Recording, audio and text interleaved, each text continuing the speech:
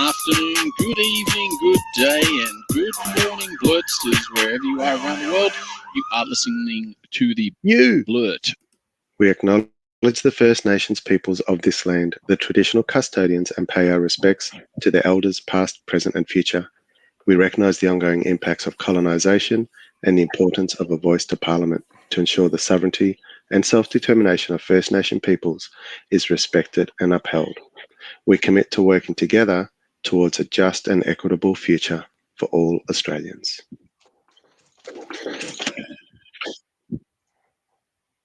Hi, I'm Keely, and tonight I'm coming to you from Wurundjeri country, the Kulin Nation of the Woiwurrung people.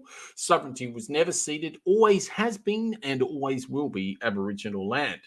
And just so you know, it's a couple of minutes past 8 on a Tuesday evening in Naarm, and it's the 12th of September 2023. Good evening, Wency. Hello, Kegster. I'm coming to you from the lands of the Yuggera and Turrbal peoples here in Mianjin today. Sovereignty was never ceded. Good evening. Yes, good evening, my friend. Good evening. And it is a very good evening because, as you have beautifully sorted out, we have a fantastic guest tonight, if you would like to tell people that. We have Mark Pachidi from Dancing with the Black Dog. We did have him on probably a little over a year ago or under a year ago, sometime last year it was. And we talked a bit about mental health and anxiety and depression and other things like that. So considering it's Are You OK this Thursday, we have him back on. So yes, we'll have him on in just a few short minutes. Absolutely. Yes, no, absolutely. It should be excellent to have Mark back on the show with his knowledge and obviously his stories of what he's gone through with his mental health. And it's still such a massive topic, massive subject that people, it just never seems to not be talked about. And actually talking about it, it's a pretty good segue, really. It's affecting many Indigenous around the world, around the nation at the moment, with the divisiveness and sort of bringing up racist tropes, et cetera, with the voice to Parliament, which is pretty horrible. Marsha Langdon the other day did a press club speech on The Voice, and she was nearly in tears because, you know, she's been trolled and she's had death threats and all the rest of it. So it's disgusting, isn't it? It is disgraceful, and obviously the yes voters aren't doing that. So, you know, I mean, they can be as, holier than thou, and I'm not a racist and all the rest of it, the no voters, but they are the only ones that are doing things like that. There is no one else. So it's a shame. I watched the Four Corners show the other day, though. They showed quite a few Indigenous people saying no, and I heard their reasons, and I'm sort of like, it still doesn't make sense. You know, I'm like, okay, this is for you. I mean, predominantly, The Voice is and was by, you know, a representative of the tribes from the Garma Festival, etc., by Unipingu organisation, etc., and it's a shame that I don't know, for whatever reason, some people. Going to vote no. I just don't understand, because they can only win from it. They just can't lose. There's just no way. And unfortunately, the First Nations people will never win any arguments, because I don't know if you saw Insiders last Sunday, but they had Noel Pearson on, and straight after he was on, we went onto Twitter, and all these people started making bad comments about him. Where did he get his money? He's privileged and things like that. And who? Sorry, who's that? I missed that. Sorry, I know we've got a little bit of an internet issue. Sorry. Okay. Noel Pearson was on Insiders, and the comments on Twitter.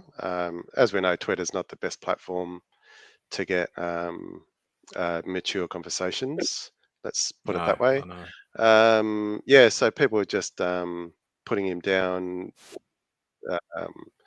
Yeah, but if a white privileged person talks, no one ever asks him, "Oh, where did you get your money from? You must have inherited the money or something like that." No one ever says that to a public figure. I must admit, I feel that way about many white rich people. I think that all the time. How did you get your money? I'm positive you screwed someone over, so don't even think about Yeah. it. You didn't. And Noel Yeah. Pearson, whatever money he does have, he got it from studying very hard, being very, very smart, Exactly. and working really, really hard for his people, which is what he's done for years. I mean, Yeah. I heard what he said on Insiders. I got to be honest, I couldn't even watch the end of Insiders. I find it really difficult nowadays because I just find, I don't know, Spearcy, he's when he asks a question, especially when he's asking about the voice, it's like he doesn't understand the validity of what he's actually asking. Because he asks it in such a circumspect way, i.e., there's no real sort of gravitas to the question, if you understand what I mean. Yeah. It's like it's just a debate. It's just another debate that's out there, but it's just so much more than that, you know? It's just so much more than that. Oh, exactly. But anyway, saying that, I just wanted to let people know that the Yes walks are on this weekend around Australia, and I will be partaking one in Bright because I'll be at Bright this weekend, and there'll be one in Melbourne at the State Library. Country Victoria, Bright. Yes, Country Victoria, awesome. Bright. Yes. So that should be pretty cool. We're leaving on Friday, so a couple of days up there should be nice. And the weather we're having here at the moment is pretty amazing. So up there, probably be even maybe a tad warmer, maybe a tad colder. I'm not sure.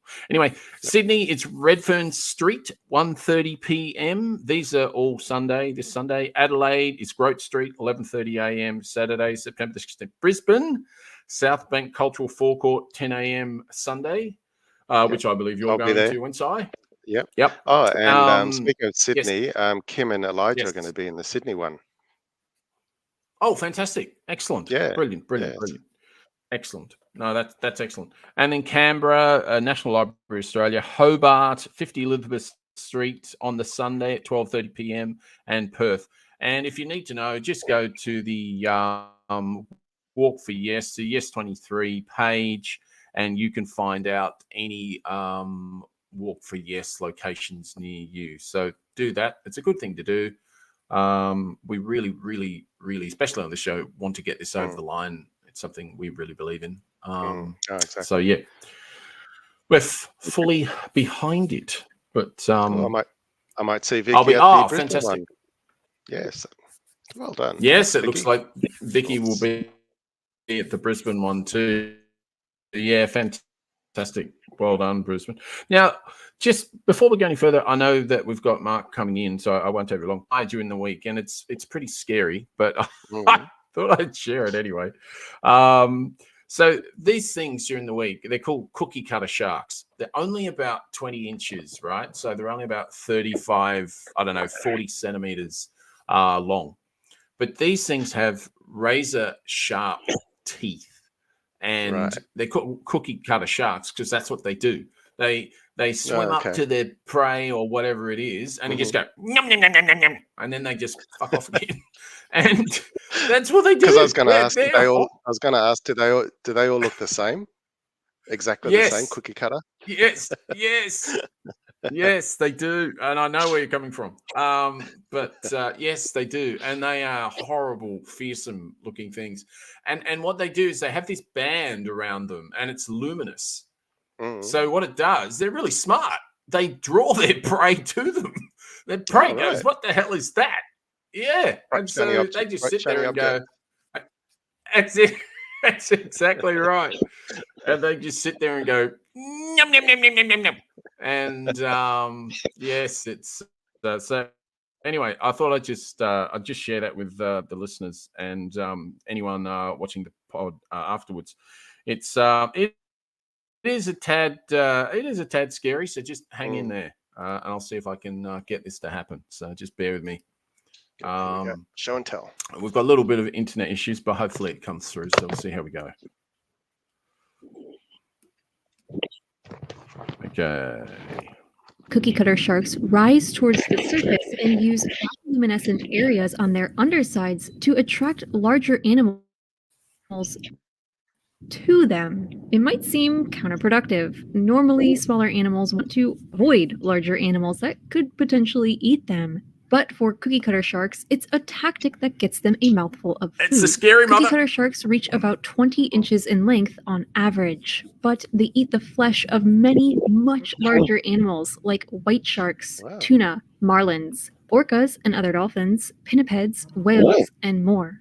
The light spots on the cookie cutter shark's underside draws in these larger animals, as these spots appear similar to other smaller fish. There's also suggestion that the dark collar around the base of the cookie cutter shark's head plays a role in attracting the attention of potential meals. Along with their body shape, this band is why these sharks are also known as cigar sharks. When a large animal gets close enough to the cookie cutter shark, the shark will grab a hold and work out a half-sphere or cone-shaped crater of flesh from that animal's body. That's actually The a cookie pup. cutter shark But grabs look a at that. hold with That's its scary suction stuff. cup-like lips and upper teeth, while the lower teeth, which are I all know. connected at their base, I know. move back and forth in a spinning motion to Sorry dig for anyone out if a this is scoop of triggering. I meat. apologize. Once it's gathered its meal, the I cookie will, cutter shark will Oh my God. I'll get it leaving off in the a other second.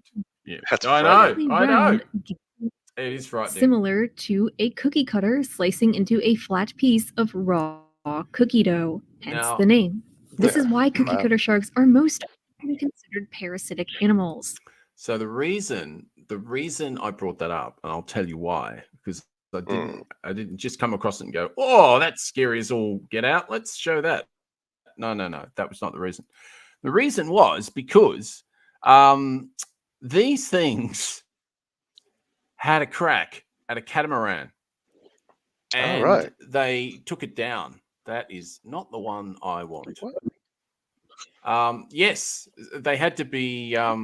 The sailors had to be recovered. Was the catamaran made out of rubber or because they had taken chomps out of this thing that they thought was prey. Yeah, it was an something? inflatable Right. one. Eesh. And yes, I know. Tell me about it. So so even submarines have come under attack before with round chunks torn off their sonar domes. Wow. So it's they're pretty they're pretty amazing. So so as I say, there was a couple. I think they were Brazilian sailors. I think they were. Oh, okay. They were rescued. Anyway, I'll have the link for the show notes so you can have a look at that to your heart's content afterwards. But yeah, interesting little story there. Cookie cutter sharks. But the good thing is that the way they live, where they travel, blah blah blah, you'd be very very pressed to ever get eaten, even a little bit, by one as a person. So you should be okay. You should be go. We don't have to get too upset about it. But anyway, I thought that was quite interesting. So yeah, we've got enough dangerous animals in this country. Yes, I know, and we don't have those. They're Brazilian. So yeah, thank goodness for that. Yes, absolutely. With that, my friend, what we'll do is we'll do this, and then we'll come back with Mark Basidi. So, hang around, people.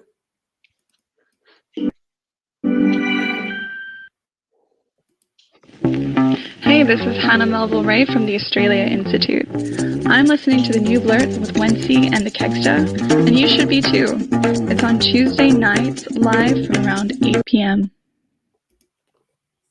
The Australia Institute produces high-quality research that has real-world impact, whether it's revealing the $10.3 billion in fossil fuel subsidies provided by federal and state governments last year, or our long-standing research advocating for a federal anti-corruption commission with real teeth. We change minds. To donate, head on over to australiainstitute.org.au.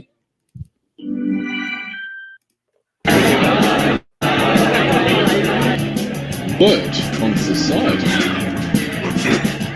Over to you. What's up? Cool. Not sure if everyone is aware, but this Thursday, 14th of September, is Are You OK Day.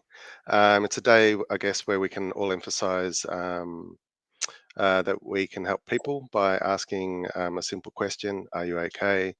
don't have to save it for that one day in the year, but it does highlight the fact that it can help. Many people suffer anxiety and depression, so it's a good simple question to ask people if they're okay. To talk a little bit more about mental health issues, anxiety, depression, and other things, we've got Mark from Dancing with the Black Dog charity. We had him on the show last year, and we welcome him back to our show. Mark, how are you? Hi, Wincy. Hi, Kickster. How you going? Really Can you hear me well. okay? You can hear me this time. Yes, we can. Yes, Don't have the yes, we can. technical issues we Yeah. had prior to the show. Good stuff. Thanks for having me I back think on again. Always a pleasure. Fantastic. I think we've got little bits of internet issues happening, but we're just going to drive through Soldier that. on.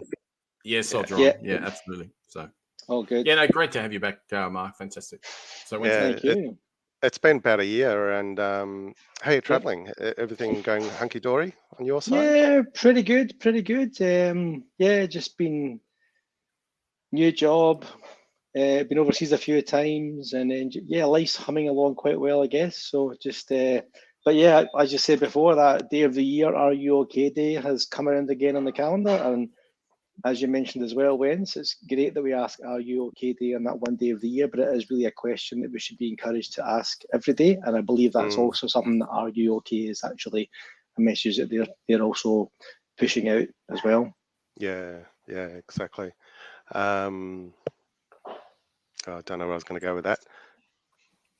I was just going to ask, is there like a coordinated sort of, is it a coordinated event between like all the different sort of mental health institutions? So like, because I know there's the Black Dog Institute, and I know obviously you've got, I think Beyond Blue, although, and obviously yourselves. Is there like a, that you sort of all get together on this day or anything like that, or?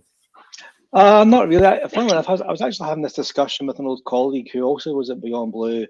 I was having a discussion with him a few months ago, and we were actually discussing how there are quite a lot of smaller grassroots charities like Dancing with the Black Dog, and it would be good if we could all come together in some way. However, I still think it's probably great as well that mental health organisations do also run their own initiatives, because that in some way gets, the message spread out across the year, for example. But true. it's one of those things that I think because mental health charities are not actually competing with each other as such.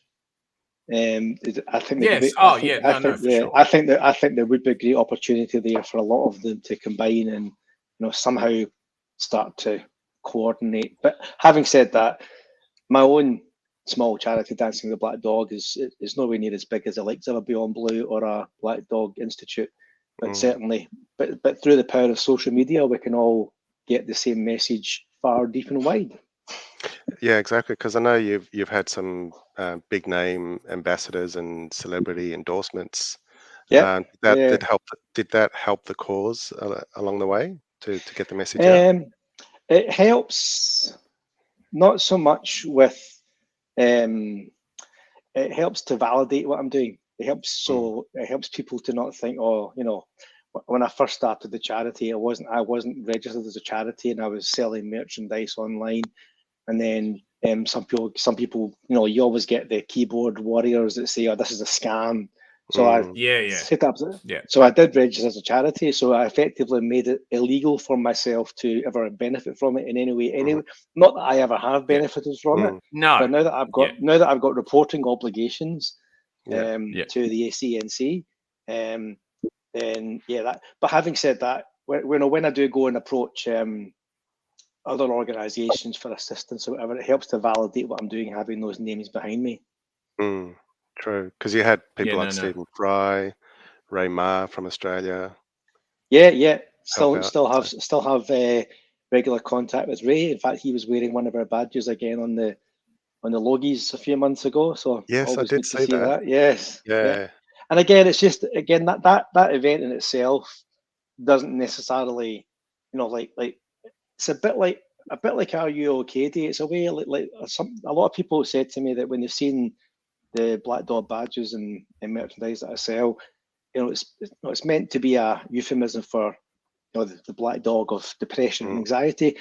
A lot of people don't know what the logo means, so they ask the question, Yes. "What does your badge mean?" Yes. And that sparks the conversation. Yeah, that's all we need. Anything at all that sparks those conversations. And as I said many times, sorry, after you, Kickstarter. No, go for it, Mark. Go for it. No, go for it. I was just going to say as well, and this might sound a little bit cliched, but I know from my own experience that if you any of these, even the smallest mental health charities, while we might not be able to individually change the world, if you can help one person to seek professional help, as I did 13 years ago for myself, you literally can change the world for that person. Yeah, exactly. Yeah, well, I mean, you're completely live and standing to tell the tale, basically. Totally from your perspective. It's not like it's a third person story or anything. All I was going to say was I had a slightly traumatic event just before, and I mean slightly traumatic event before I joined the call tonight, because I was wearing a shirt that I particularly like. And I realized I had a very, very big rip in it. And there is a reason I'm saying this. And it was really big. And I was just showing the other half how big the rip was. Because I hadn't realized it was there. And I've worn it on this show before. Anyway, long story short, she put her hand in and just ripped the whole thing off. And I was like, I wasn't expecting that. Steady. And then my daughter comes in and she starts ripping the whole thing to bits, and I'm just like, I didn't even ask for this, and I'm like, right, that's it. I'm now going to get a Dancing with the Black Dog T-shirt. So stuff you. Excellent. It'll be in the mail. Yeah. Happy, more than happy to pay for it. More than happy to pay for it. I know you would be, but that one I'll sort that for you. Yeah. Incredible. A lot of us do go through hard. When I get it. Yeah. The rip shirt or the new shirt. I can't share the rip shirt. The other half's going to take the scrap tomorrow. I'll tell you what, Kix, I'll do a trade with you. You give me your rip shirt, I'll give you a Dancing with the Black Dog shirt. Sounds good. I like it. I'll send it to you. Yeah. All right. Awesome. I'll tee that up between you two. Awesome. So a lot of us go through hard times in our lives. What were some of the strategies you'd suggest we could go through to get over it? It's interestingly, I've just literally looked at the message that was been put in the chat by Vicky. It's a very good point that seeking professional help can be expensive. One of the things, the question is, how can people access help when on a budget? One of the things that really helped me, for instance, definitely was getting counselling. And in my experience, I found that there's a probably not widely known thing that a GP in Australia can prescribe. It's called a mental health plan, and what that means is that you get a referral to a psychologist. And I think right now it's up to, might have changed, but for a long time you get effectively 6 sessions, heavily subsidised by Medicare. So rather than it being $120 or whatever it was at the time, it was like $20 an hour. And when you're facing 6, maybe 12 sessions that you need, that can be a huge, a huge saving. And you start to worry about. I was doing that when I was off work sick, albeit it was over a decade ago. But when you're off work, you're not sure if you're going to go back to work, and you start to worry about money. Then all of a sudden you've got that avenue available to you. I think as well. Yeah. So hope that answers your question. Yeah, definitely. I know that still. You can still get that through your GP. I can't remember the exact number because we've used it in the family recently, and it was doubled during COVID. That's right. Scott Morrison doubled it, which was great. I think it was 20 sessions for the year. Yeah, and now it's gone back to 10 or whatever it is, and The other thing, the other question, just to answer your question as well, Wens, not so much a strategy, but an upcoming thing. With Are You OK Day happening in a couple of days' time. I mean, obviously, I'm obviously not originally Australian, but I do know that it's a very common thing in Australia. When people say, "Oh, how you going? Oh, good, thanks. How are you?" I think it's if you're asking that question, "Are you okay?" to somebody that you really think needs to be asked it, it's really worth emphasising the question again, and maybe actually saying why you're asking, and not to be afraid of asking the question in case you don't know what some people I think are afraid to offer an ear because I'm not sure what to say to somebody when they say I'm not okay. But the best thing is not to say something; it's just to listen. Just to listen, yeah. Yeah, that's just in my experience. I'm not a mental health professional, but that's just from my own experience as well. Well, I mean, my other half is got a master's in psychology, and I have learned over 20 years, listening. That's what it's all about. Yeah, and but actually, as you know, though, active listening, not passive listening, which is what many blokes do. What did I just say? What did I just say? Yeah, I know what you said, but actual active listening. So yeah. That was a great power I found in seeing and going to see a psychologist at the time. I thought, oh, what good's talking going to do about this? I need to, I might need medication, I need to do exercise, I need time off work or whatever. But then what I realised was that when you find the right psychologist, and it took me 3 attempts to find the right psychologist at the time, I realised that they are trained to know, like you say, Kegs, to what questions to ask you and to actively listen to help you understand the answers to, why is this bothering you and what can I do about this? So I was blown away by how powerful it was just having somebody to ask questions and know how to keep digging. It's incredible, Mark, because I read a book recently called Lost Connections. I don't know if you've heard of that one. I haven't actually, no. By book, Johan Hari. Yeah, it is. It's amazing. And it talks all about, because the guy that wrote it had real problems with drugs and depression, etc. But when he was sort of explaining the book with the circumstances, there is quite a lot of sort of scientific evidence about certain things, etc. But the main sort of premise of the book was that depression was something that needed to be dealt with from a societal point of view rather than an individual. So many people, and I don't want to put words in your mouth, but I'm sure you've come across this, has said, if it's going to happen, it's got to be me. I have to do it. It has to be, I have to make the choice. And that may definitely have a huge part of trying to get through and change things. But it also makes a huge difference that you have the support network behind you that you use as well. And that's what he was sort of explaining in that book. And I wondered, with your journeys and your travels, have you found the same sort of thing? Because he was trying to get away from drugs, etc. And when I say drugs, I mean like Ritalin and different things are meant to change the brain chemistry, these sort of things. I do. Yeah, I'm still on medication 13 years later. I generally haven't felt the need for it. And I decided many years ago that I wasn't going to come off it just for the sake of it. However, I would like to come off it one day because I'm putting something in my body that's not natural. But I'd rather be living the way I'm living than the way I was living 15 years ago. Yeah, absolutely. But I have often wondered though, especially when I was at my worst and I was off work for a few weeks and thinking, oh, what if I lose my job and all this stuff. And then I remember thinking, maybe this is partly society, because if this was like an ancient tribe or something, then the whole tribe would gather around I'm not talking about family, I'm talking about the whole village, would gather around and you wouldn't have to worry about supporting yourself and your family if your tribe could help. And I think that we have lost that. We put up fences and walls, and we've all got our own private properties now.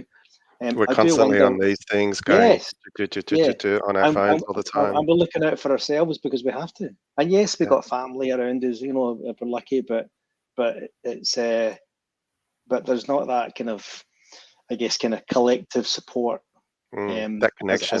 Yeah. Well, it's So- that sort of European sort of view that it takes a village to raise a child.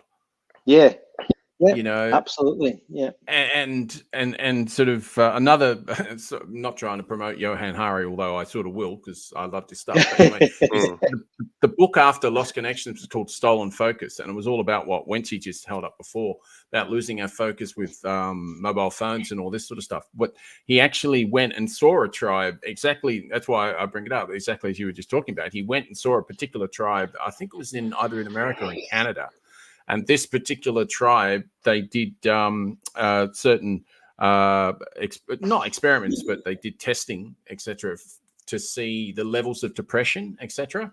And they found that this particular tribe, and there was, I don't know, maybe 100, maybe more of these people, the levels that they had were so much lower than the normal society. Yeah. And that makes sense because it's everything that you just said. They're there to support themselves from birth, from death, all the way through the different sort of cultural processes that they use, etc. And I think you're right. The way that we sort of live now, we isolate ourselves, and yeah, that's why things like this is so important. I think as well. Again, just I guess back to your original question there as well about. I often wonder as well. I know. I'm guessing you guys are a similar-ish age to me. I remember when I was a kid, there would be like 4 channels on the television to choose from. You would just take what you'd accept it and you'd enjoy what was there for you. Yeah. Whereas nowadays there's a million different screening channels and a million different shows in each of them. The point there is the analogy is you're not focused. Your happiness is not a function of what you're enjoying. Your happiness is maybe, oh, this is okay, but I'd rather watch something else or see if something better, as opposed to, right, this is the TV show I've got. Let's be in the moment and just enjoy it. And I think a lot of, and I think that's also why, again, with that kind of, remote tribal approach as well, I'm a big believer in the power of happiness that we can obtain from living in the present moment. I can't say I practice it all that well all the time, but one of the books I've read that's really blown my mind is Eckhart Tolle's The Power of Now. Yes, I've definitely heard of that one. I haven't read it, but I've definitely heard of it. And one of the things he talks about in it is one of the keys to accessing the present moment and just enjoying life is dropping attachment to anything. Whether it's your car, you're not saying don't enjoy your car, your house, your lifestyle, but don't attach your happiness as a function of that. And the more choice that we have, the more things we can get from the likes of that, buy stuff online or the more we can do that, then the less the more detached we can be from the present moment. It's like we just crave instant gratification through these quick purchases or cheap things or other things, whereas like you say, we're not focused on the long term. We're not enjoying the now. Okay, let's enjoy our time together. We may not be doing much right now, but hey, we're together, we're having fun. I know how much. I know how often. Sorry, after you went. No, I was just going to say, Black Eyed Peas had the great song "Generation Now," and that's what it was all about. Okay, I don't know that one. Yeah, no. I'll put the song in the show notes, and I'll also put all the books in the show notes as well. But getting back to exactly what you were talking about just a second ago, it's really interesting because I grew up with exactly the same as you, 4 channels, and really in our house it was 1 channel. It was I grew up on ABC, which is the BBC, basically, as I grew up, and that's it. And if you don't like it, you go to bed. That's what happens. Or go outside, go outside and kick a football. Well, absolutely, whatever. I'll go and read a book, or whatever it is. But for me, it was riding my BMX bike all around town. From I don't know when I was 7 or 8, all the way through to 15 or 16. All those years, we just roam around, no cares in the world. So different to now.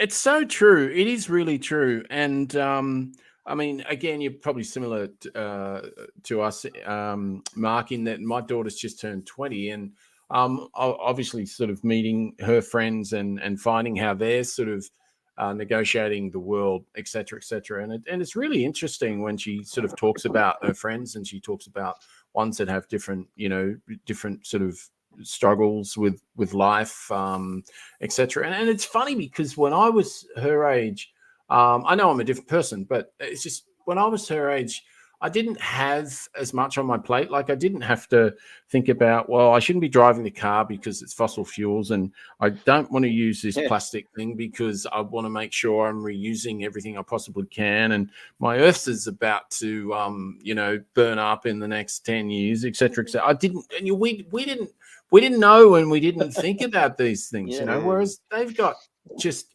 massive amount on their shoulders, and I do appreciate it. So many more worries now. I really do appreciate it. But it also doesn't help with what you were saying before and what Mark was saying, in that it's so much focus to be stolen with all of the screens. It's just multiple screens all the time. It's that can't be good for your psyche. I can't remember the exact institute that did this study, but there was a study that had some participants measure their mental health well-being based on the screens, and the smaller the screen, the worse their mental health was. So because we're focused on such a small thing, you're not seeing the bigger picture, I guess, is what they were trying to get at. So that's a nice metaphor too. I like that as a metaphor. That's really good. Yeah, I also believe, based on what's happened in the last, say, 10 odd years, there's so many more mental, I'm going to call it mental wellness tools available. I'm not just talking about counselling, medication, those kind of things. There's so many other things that people can try, and what works for one might not work for another. But there are so many, and there's less stigma attached to them as well these days. But I do genuinely believe I really have been exploring. Some people call it mindfulness, some people call it spirituality. I've been really exploring just living in the present, trying to live in the present moment. And admittedly, I probably live 99% of my time not in the present moment, but it used to be 99.9999999%. And even just that 1%, sometimes if I just remind myself, just stop and just think, all right, and then just pick anything, to focus on. It's amazing how much clarity and contentment you can get from doing that. It's hard. A lot of people have said to me, oh yeah, but it's hard. I'm like, yeah, but it might be hard, but it's worth it. It's like anything though, Mark. It takes practice. Yeah. And if you practice mindfulness, or you practice really fighting against the focus and just keeping your focus in that one spot. I mean, as we are now having a conversation, and I am totally just invested in what's happening here. I'm not thinking about anything outside of this conversation at the moment. And I think that's the sort of thing that we need to do. Well, if you can, it's good for your mental health to do that outside of everything that you do. As you say, just being able to focus on just that one thing, but focus on it really well, whatever it is. If you're just having a swing, just enjoy what's around you. Don't think that as soon as you get back, you have to make dinner, or as soon as you get back, you have to do it. Just, I mean, it's so true. Living in the present is what it's all about, definitely. Yeah, and I guess finding the right tool, for example, meditation can help some people. Walk around the block is enough for some people to clear your mind of your stresses. It's really, like you said, finding what works for you. I spoke to one person a few years ago who approached me because she really wanted to talk about how much she was struggling with anxiety, but she was going overseas for a few months. And then when she came back, we got up and I said, okay, I'm happy to listen. And she said, would you believe it? It's gone. I said, oh, what's fixed it for you? She said, hypnotism. So that's what worked for her. I'm not saying it's going to work for everybody, but she went and she tried it, and she said it was incredible how powerful it had been. Yeah. So I do think, if there was one thing I would say to anybody interested in looking at exploring the present moment, is to read the book. Eckhart Tolle is The Power of Now, or something to do with living in the present moment. Some of these books get, I think people use the word spirituality too generally, and that can put a lot of people off. Yeah. And I remember the first time I bought my first self-help book, and I was in Borders in the Jam Factory, and I was standing in the biography section next to the self-help section and kind of trying to not be caught looking in the self-help section. Yeah, it's like a bit embarrassing. But nowadays it's like right, what's next? I was going to say, nowadays you're holding up a sign going, yep, okay, where is it? Where is it? Yeah, and that's, honestly, that's how it should be. I mean, it's something that I'm doing with all my friends now. I've just gone bugger it, unless for any real reason they particularly don't want it. I will hug all my friends. So like all my guy friends, I will hug them. Yeah, and you're a great hugger. And that, you are too, my friend. To that, yeah. and they, they try to hold the hand out for the shake, but I'm like, I've known you for 15 freaking years. I'm not going to shake your hand. Yeah, we are allowed to have an emotional attachment to each other. It's allowed. It's not a problem. Yeah. That's a great point, actually. Yeah, I've noticed I've started doing that a lot more recently, but I hadn't been thinking about it. But you're right, when people stick their hand out and it's like, nah, that's too formal. Move aside and give us a hug. Yeah. Hey, if the footballers can do it when they kick goals and stuff like that, and they hug each other. Yeah. I'm not going to wear the tight shorts though. Are you following the footy actually? I'm not a massive follower, but our family's Demons supporters, so I can't claim to be a lifelong Demons fan, but I do like to have it. But when I have a team that I can follow in a game, I do get quite invested and quite anxious, as we all do. Yeah. Hey, you're talking to two Collingwood supporters here. We are constantly anxious. Yeah, you see, we'll let you win that game so that we gave ourselves a harder path to when we'll beat you in the final. That's very true. You have given yourself a harder path. That's true. Yeah. Do you follow the real football, European football? I used to, a little bit, but again, to be Celtic or? Well, funnily enough, when people used to, my mum, God rest her soul, she used to teach in some of the dodgiest high schools in Glasgow. She was a modern languages teacher, and she saw the problem that was caused by people saying, "What team do you support, Celtic or Rangers?" And she said to me, if anybody ever asks you that question, you look at them in the eye and you say, neither actually, Partick Thistle. Because they might laugh at you, but they won't smash your head in. Yes, I've heard of Partick Thistle. I've definitely heard that one. I thought you were going to say, actually, I like lacrosse. Not quite. It can definitely get a bit willing down there. So Oh, look, we've got someone online.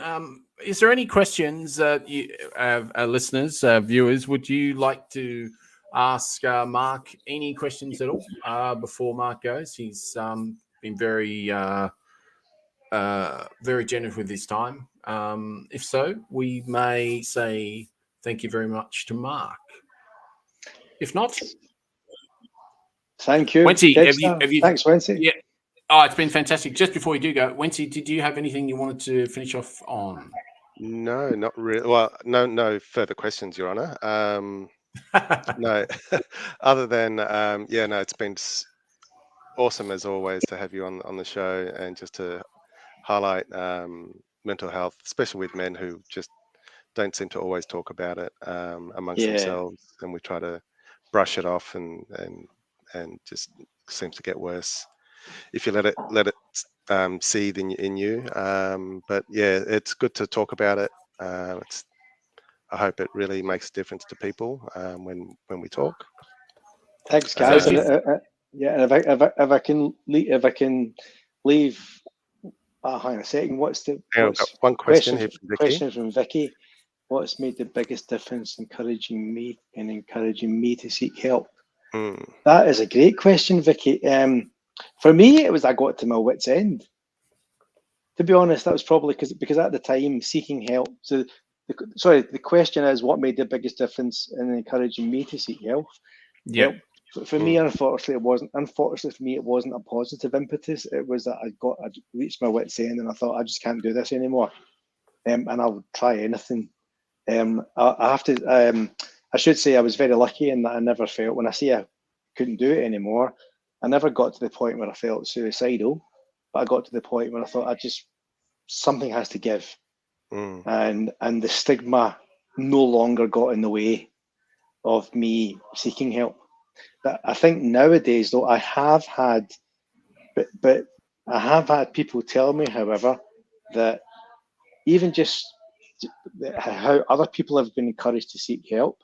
I have heard quite a few stories of people that have, been wearing the Black Dog logo, and someone's asked them the question, "What's that all about?" And then it struck up a conversation about how it's okay to say we don't feel okay, and that has encouraged that person to go and seek help. Just hearing from somebody else that it's okay. So that's why I would say, if there's one thing I would leave anybody with from this, anybody that's listening, is that this Thursday, if you have a reason to ask a particular person, "Are you okay?" And if they say, "Yeah, I'm good, how are you?" ask them again, "No, really, are you okay?" And don't be afraid about what they may or may not say. Just listen. Yeah, exactly. Love it, Mark. Absolutely love it. Really, really appreciate your time. Thank you, guys. Until next year. And go Pies. Absolutely go Pies. But hopefully, maybe we can get you on again before the end of the year. Good idea. That would be lovely. That'd be good to see you, because it's been wonderful, and there's always something to talk about. So thanks, guys. Keep up the great work, and thanks, Vicky, for the questions. Yeah, fantastic. Awesome. All right, thanks, Mark. Take care, mate. Thank you so much. Bye.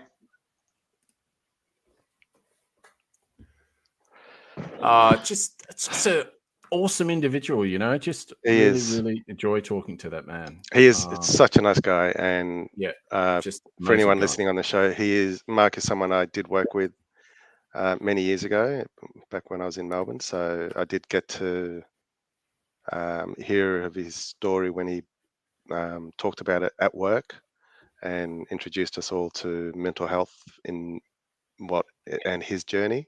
So yeah, it's been interesting. It was a long time ago, wasn't it, Wency? Yeah, like you said, 13 or 15 years ago. So yeah, and mental health and are you okay? And because I think that, like, Movember now, I think that also has spin-offs with different mental health organizations for donations and things now. So that's all changed as well. And I think Movember's been around for, gee whiz, that must have been around at least 10. Yeah, well, more than that. Definitely more than that. I was doing it for 4 or 5 years before I went to England, and I've been back nearly 10 years. So yeah, So and what's the other one in June? The push-up challenge as well, isn't that for mental health? Oh yes, there is a push-up challenge, which I used to do. I love doing that, but I can't, unfortunately, physically can't do it at the moment, which is a bit upsetting. But there you go. But I had anyway, a shoulder injury last year, so I couldn't do it. No, I remember because I did do it. Did I do it? We both did it the year before. Yes, 2 years that's ago. right. Yes, and I did it. I definitely didn't do it this year. No. Just my hand's not right, and I can't do much about it, unfortunately. So, but anyway, and we did forget to mention, if any of this has brought any trauma or triggered you, I've got some numbers down here. Lifeline 13 11 14, Men's Line Australia 1300 789 978, Kids Helpline, any kids listening, 1800 551 800, and Beyond Blue 1300 224 636. Beautifully done, Wency. We'll be back in a minute with a little bit of Trump watch, so stick around. Nothing hurts my soul more than getting a bunch of money from paid sponsorship. Cash for comment. I love it. Speaking of cash, have you tried the new Cash app? Send and receive money from anyone instantly with the Cash app. Oh, God. Say you want to get $10,000 from Valvoline just for mentioning the word Valvoline. Just give them your Cash app username and they can send it to you immediately. No questions asked. Download the Cash app today. Valvoline. Hi, it's Ashley Fizame here, and you're listening to the new Blurt with Wency and Kexter.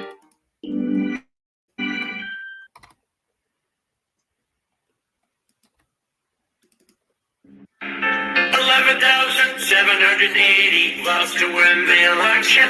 No, fellas, I need 11,000 votes. Losers only. It's Trump Watch. It is China. It is a bit of Trump watch. What's happening on Trump TV this week? China. And it's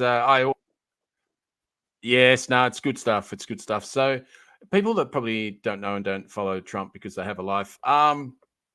Basically, Trump's had another court case. Because he's just I can't keep up with him. He's got 91 charges against him now. I just can't keep up with him. But anyway, surely one of them's got to stick. E. Jean Carroll, you would think so. You would think that E. Jean Carroll had a defamation case against him earlier this year. I think it was in July. And the judge, I can't remember if it was jury as well, but definitely the judge found that she had been defamed. And when she said that Trump raped her, etc. Again, so you might want to get that lifeline up again. Sorry, some of this might be a little bit. I'm not going to mention that again, but anyway. So, but he was only done for sexual abuse, I think it was, or sexual assault. They weren't able to be, and it's because of the technicalities of that particular charge in America to what it needs to be able to stick. Anyway, because he's such a genius, as soon as, because he needs to pay her $5 million now because he lost. Right. Now, obviously, he's trying to appeal. He will lose the appeal. And he will need to just pay her some money. Because he, as I said, he's such a genius. He then went on to public TV very, very soon afterwards, after he lost the case. And of course, he doubled down. And we've actually talked about this in Trump Watch before, but she said, right, I'm going to sue you again. So it went back to court, and they went, okay, no problems. We don't need to try this again. We know what he did. We've already said that. We're not going to reverse the charge. We're not changing our minds. No, we're not changing our minds. All we need to do is work out how much more money you're going to have to pay E. Jean Carroll. Every time you come, it's going to double the fine. So, to double the fun. So, so just this is out of the article. Mr. Trump was ordered to pay £4 million as part of the New York civil lawsuit. Sorry, that's $5 million US, by the way. So it's about right. So 7 or 8, 7, 4 billion Australian. On Wednesday, 25-page decision, second defamation case. Judge Kaplan argued the May verdict established that Mr. Trump made statements about the assault with actual malice, which means that they haven't changed their mind, as we just talked about. But the trial is scheduled for 15th of January 2024, and all the trial is going to be is for, just give me 2 seconds. It's going to be for, oh, come on, seriously. Okay, so so the last jury said that they found Mr. Trump liable for defamation for calling the magazine writer's accusations a hoax and a lie, which hasn't gone very well for him. And as we know, as we've heard him on secret recordings, etc., and all the different goings on with his pageants and all the rest of it, with all the information coming out of that, it's pretty horrible. Pretty horrible stuff. Anyway, at the end of the day, it's decision's gone against, and they are looking forward to it. Miss Carroll said she's looking forward to it. She said the lawyers for Miss Carroll said in a statement they look forward to the trial and limited to damages. So pay up, Trumpy boy. I've got two things to say about that. One is does he ever not speak with malice? Suffer in your jocks. And No, he always speaks with malice. So, duh. And the other one, wouldn't it have been great if the trial started on 6th of January, which was the insurrection date? Oh, yes, very nice, very nice. Not just talking about that too. Yeah, no, absolutely. The leader of the Proud Boys, I can't remember his name, but he's just been charged, just gone for 22 years jail for organising and being a conspirator for in the January. I was going to say January insurrection. You really need to get that right. You really need to get that right. But, we need a bleeper anyway. for that word. Yes, absolutely. But so from everything I've read and seen, it just looks like it's all crumbling down. But it's just hilarious because Trump's popularity goes up somehow. I mean, not with the American public, with the Republicans. I don't think he's got a hope in hell of winning, whether he even gets through. On another Trump watch coming up, we will talk about whether he's even going to get a chance to run. So we'll talk about that on another Trump, because that's another court case brewing that hasn't even come up yet. So I'll talk about that. But anyway, so what do you reckon? Joke of the week? I think so. I think we're ready for some laughter. My brother-in-law was addicted to the hokey pokey. Rough Now it's time for Joke of the Week. Excellent. Excrement. So go for it. Anyone joining us online, you're more than welcome to throw a joke through if you want to. We're more than happy to read it out. Okay. All good. All right, I'll go first. Yeah, go for it. I know we just had one recently, but what do you call an Aussie in the finals of the World Cup? The finals of a World Cup. Lost? So I'm talking soccer World Cup. Yeah, lost. No, not lost. The referee.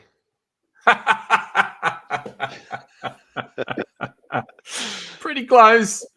Close, but not close enough. I needed one of. Oh, come on. Where's that? Where's my? You should be prepared for these ones. Yeah, I know. You've got to. Sorry, I do apologise profusely. It's not. We should have been. There we go. If you're American, when you go into a bathroom, and American, when you come out, what are you in the bathroom? Oh, I don't know. European.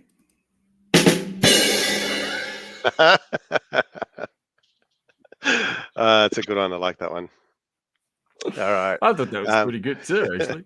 That's a good one. How do you know when you're a hipster bogan? How do you know when you're a hipster bogan? When your coffee machine costs more than your washing machine.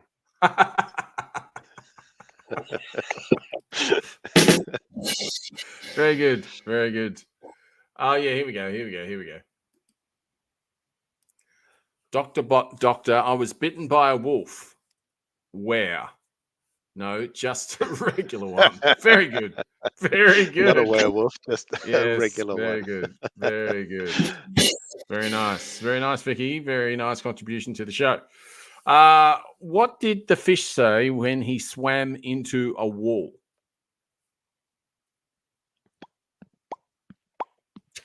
Ouch. Very close. Damn. That's a good one. All right. The next three I've got, and I'll just go one by one. We'll take turns. But the next one is courtesy of one of my children, Luke. Nice. Excellent. What do you get when you cross a vampire and a teacher? What do you get when you cross a vampire and a teacher? Go on. What do you get? Blood tests. Oh, come on. That's getting one of these. Oh, poor Luke. All right, your turn. Sorry, got to try harder. What do you call a fish with no eyes? Blind. A fish. A fish. Thanks, Vicky. Luke, nice one, Luke, says Vicky. Thank you. My next one is also from Luke. What do you call a dinosaur with only one eye? We've got a bit of a theme here. Yes, we do have a bit of a theme here, don't we? So what do you call a dinosaur with only one eye? What do you call a dinosaur with only one eye? You call it a do you think he saw us? Very good. Very good. I like this. This is my last one. What do you call a can opener that doesn't work? A can closer? A can't opener. Yes, good one. And my last one. Vicky actually had the answer to what do you call a fish with no eyes. So she's officially not allowed to ask any more questions. No, that's right. Okay. So if you get is that how the rules work? If you get an answer right, you can't answer. You can't read out more questions. Okay. Okay. It's all, all good. Right. It's all good. My last joke, courtesy of Luke as well, is which country has the most microbes? Oh, I like the joke. I have no idea what it is, but I do like the premise of the joke. Which country has the most microbes? Has the most microbes? Germany. Go on.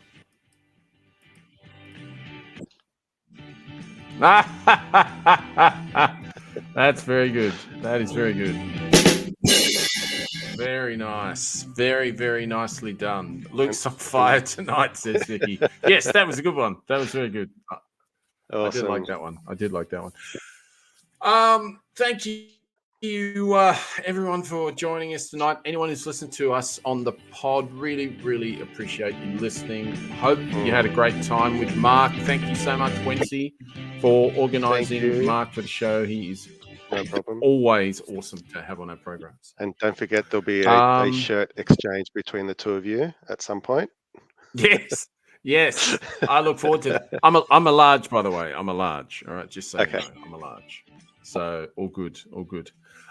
As usual, not sure what we're going to have next week, but what we will say is that next week the Pies are in the prelim final, whoever we're playing. So we will talk a little bit about that and our excitement, etc. So much to the chagrin to anyone that listens. Yes, we are. We are indeed. So as I say, thanks for everyone joining us. Thanks for everyone listening. And we'll be back next week. We'll look forward to it. Thank you very much, Wency. As always, thank you, Mark Basidi. Absolutely magnificent. Thank you. We'll see you again. Thanks, Kegster. Thanks, Vicky, for your kind words. And your questions. See you next week. Bye.